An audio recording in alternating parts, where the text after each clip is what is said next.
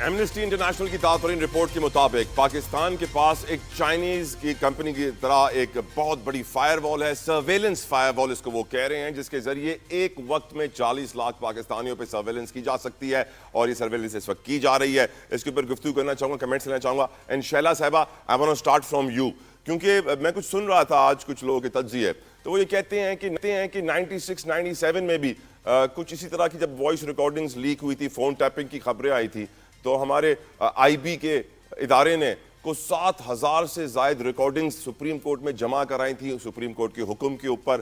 تو یہ آج جب بات آتی ہے کہ ایمنسٹی کہتا ہے کہ پاکستانیوں کی سرویلنس ہو رہی ہے، اور جب میں یہ فیکٹ دیکھتا ہوں تو مجھے معلوم پڑتا ہے تو بہت پہلے سے ہو رہی ہے۔ Your views on it Sheila صاحبہ؟ دیکھیے، اس میں تو کوئی رائے نہیں ہے کہ یہ باتیں ہمارے پاس وقتاً فوقتاً آتی رہتی ہیں، اور پھر ان کو استعمال کیے جانے کی بھی بات ہوئی، تو مجھے نہیں معلوم کہ یہ سرویلنس کر کے کیا کر رہے ہیں ادارے جن کے اوپر یہ بات کی جا رہی ہے، کیونکہ جہاں پر ہمیں ضرورت ہے وہاں پہ تو یہ ہمارے لیے کارآمد ہے، لیکن جو ہمارے ہاں بات ہوتی ہے وہ ہمارے خزانے کے اوپر آ جاتی ہے، اور وہیں سے تو ہمیں یہ دیکھنا پڑے گا کہ ہمیں کیسے اپنی لائف کو سیکیور کرنا ہے، اس پہ بات کرنی چاہیے، لیکن یہ بات اسمبلی میں ہی اٹھائی جا سکتی ہے کہ آیا یہ جو باتیں ہو رہی ہیں اس میں کس حد تک اس وقت سچائی ہے اور نہیں۔ دوسرے، اگر آپ کی اجازت ہو تو میں ایک بات کہنا چاہتی ہوں۔ دیکھیے، جو ہمارے ملک کا انفراسٹرکچر ہے نا، ہمارے پرانے کلائمیٹ کے حساب سے، اور خانوال سے کراچی تک، اس کو جو ہے وہ میری ٹائم ٹراپیکل ڈیزرٹ کہا جاتا ہے۔ یہاں پہ بہت زیادہ بارش جو ہوتی تھی سال بھر میں وہ 10 ملی میٹر ہوتی تھی۔ اس کو دیکھ کے انفراسٹرکچر بنا تھا، جس میں جو یہاں کے سیوریج کے نالے وغیرہ ہیں ان کی 40 mm جو ہے وہ کیپیسٹی تھی، یعنی 30% زیادہ تھی۔ اب جب آپ کے ہاں اتنا سب کچھ ہو چکا ہے اور اتنی آبادی بڑھ چکی ہے، تو یہ بہت ضرورت ہے کہ ہم اپنے بجٹ کو کس طرح سے ہم یوٹیلائز کریں، اور بات وہی ہے کہ جو نالوں پہ لوگ بیٹھ گئے ہیں، جن پہ بیٹھ گئے ہیں، ان کو ہٹایا جائے۔ تو یہ ایک بہت بڑا مارکا ہے۔ ایک جب آپ ساؤتھ کی طرف جاتے ہیں سارے نالے کھلے ہوتے ہیں تو 3 گھنٹے میں اور 4 گھنٹے میں پانی نکل جاتا ہے نا، لیکن جب وہ ساؤتھ کی طرف جاتا ہے، کینٹونمنٹ ایریا کی طرف جاتا ہے، تو وہاں سے وہ بیک کرتا ہے، کیونکہ وہاں پہ جو ہے پوری کنسٹرکشن اس طرح سے ہو گئی ہے کہ وہاں پہ نالے جو ہیں وہ بیک ہو جاتے ہیں اور بڑی مسئلہ ہوتا ہے۔ تو ہمیں یہ دیکھنا ہے کہ جو 40% حصہ جو ہے کے ایم سی کے پاس ہے اور 60% حصہ جو ہے وہ کینٹونمنٹ کے پاس ہے، تو یہ چارائے فیصل جو دریائے فیصل بن جاتی ہے، کینٹونمنٹ کو بھی سامنے آنا چاہیے، اپنی ذمہ داریاں سنبھالنی چاہیے۔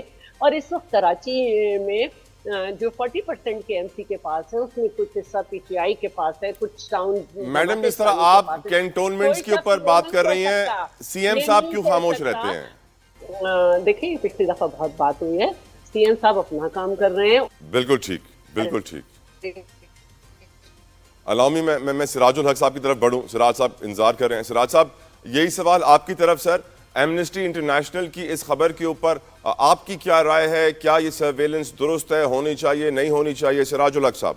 دیکھیں میرے بھائی، رپورٹس تو بہت سارے آتی ہیں، اور پہلا کوشچن تو یہ ہے کہ یہ رپورٹس کسی خاص مقصد کے لیے ہیں یا ارینجمنٹ کے ساتھ ہے، مینجمنٹ کے ساتھ ہے، یا واقعی رپورٹ ہے؟ صحیح بات یہ ہے ہمارے ساتھ اس کا بھی کوئی اتھینٹک ذریعہ تو نہیں ہے۔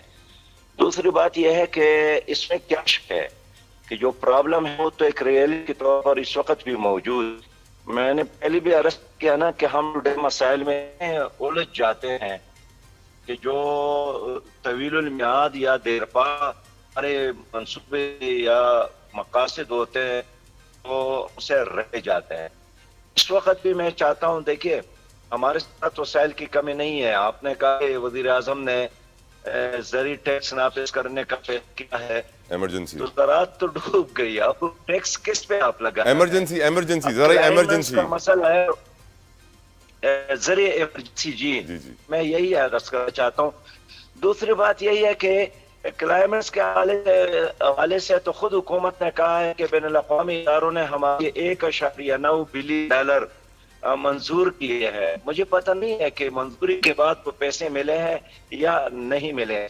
تیسری بات یہ ہے کہ اس وقت جو یہ ماحولیاتی چینج ہے، کلائمیٹس کا پرابلم ہے، یہ تو ایٹم بم سے بھی زیادہ خطرناک چیز ہے اس وقت دنیا کو درپیش.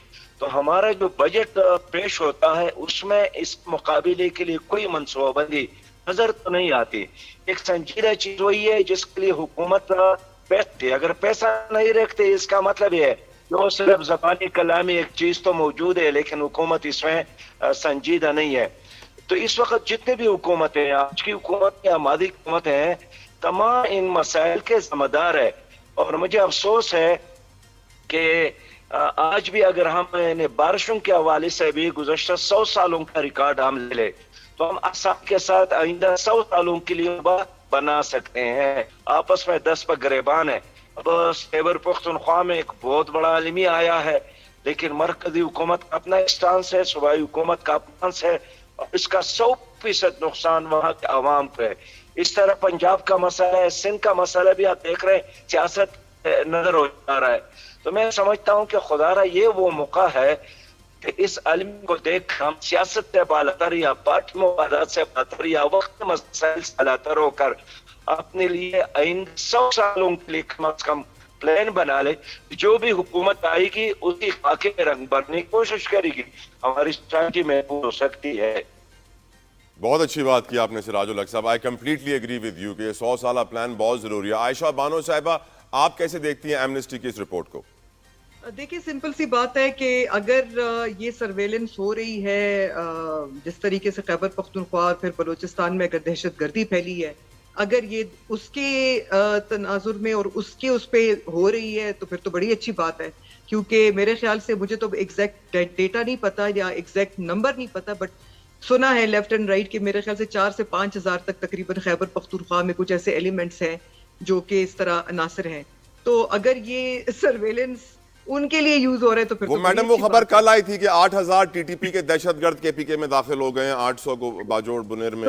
تو بات یہ ہے کہ اگر اتنی ٹیکنالوجی ایگزسٹ کرتی ہے ہمارے اداروں کے ساتھ تو پھر تو بڑی خوشائند بات ہے اور امید ہے کہ بہت. لیکن پھر میڈم یہ خبر بھی آئی تھی کہ سمز کا ڈیٹا لیک ہو گیا تھا اور ڈارک ویب پہ بک رہا تھا، جس میں ہمارے اہم ترین وزیروں کا بھی ڈیٹا تھا اور 500-2000 روپے میں لوکیشن بھی مل رہی تھی.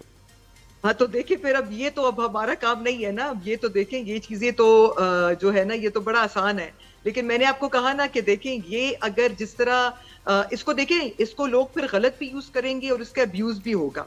اور لیکن میڈم آپ لوگ کی جو آڈیو لیکس آئی ہیں اتنی ساری الیکشن کے دوران بھی، آئی تھنک آپ لوگ کو تو بالکل سرپرائز نہیں ہونا چاہیے. No, تو we are not. وہ اس لیے تو میں ہنس رہی ہوں، اور میں ہنس اس لیے رہی ہوں کہ ہمیں یہ پتہ ہے اس چیز کا کہ اگر یہ چیز کسی دہشت گرد کو پکڑنے کے لیے اگر یوز ہو رہی ہے تو پھر تو 100 بسم اللہ. لیکن اگر پی ٹی آئی کے لوگوں کو ہراس کرنے کے لیے یوز ہو رہی ہے تو بس پھر تو وہ تو پہلے بھی ہوتا رہا ہے اور شاید آگے بھی ہوگا. اور نہ صرف یہ کہ ہمارا ہوگا، پھر اس میں تو پھر نہ جوڈیشری اس میں سے فارغ ہے اور نہ آپ بچے ہوئے ہیں، نہ پھر اس میں سے پولیٹیشین بچے ہوئے، پھر تو کوئی بھی نہیں بچا ہوا. سو آئی گیس دیکھیں ہر ایک چیز، ہر ایک ٹیکنالوجی اگر اس کے ایڈوانٹیجز بھی ہوتے ہیں تو اس کے ڈس ایڈوانٹیجز بھی ہوتے ہیں. یہ اگر آپ اس کو اصولاً دیکھیں تو اگر آپ صحیح طریقے سے یوز کریں تو آپ کے ملک سے شاید یہ جو ایلیمنٹس ہم لوگ ابھی ڈسکس کر رہے ہیں کہ دہشت گردی کی جو ویو آئی ہوئی ہے تو شاید ان کو پکڑنا آسان ہو جائے گا. لیکن اگر آپ اس کو مس یوز کرنا چاہتے ہیں تو پھر یہ ہے کہ کبھی بھی کوئی بندہ اگر آپ کو ناپسند ہے تو پھر آپ اس کو بھی ٹارگٹ کر سکتے ہیں. It goes both ways.